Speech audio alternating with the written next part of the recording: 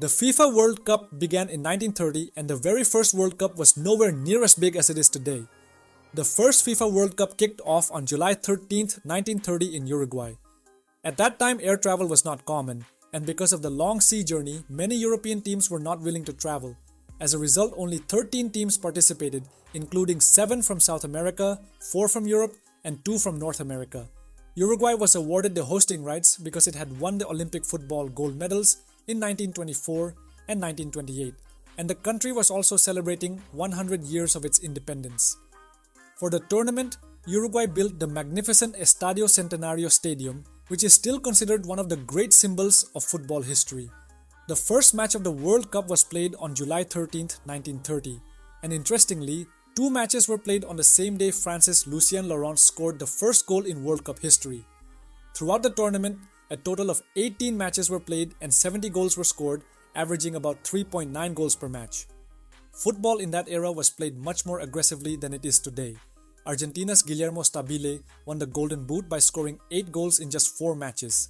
The final was played on July 30th, 1930 between Uruguay and Argentina. The rivalry between the two nations was already well known. Thousands of Argentine supporters traveled to Uruguay by ship to watch the final. Argentina took the lead during the match, but Uruguay made a remarkable comeback and won 4-2, becoming the first FIFA World Cup champion in history. Captain Jose Nasazzi was the first player ever to lift the World Cup trophy.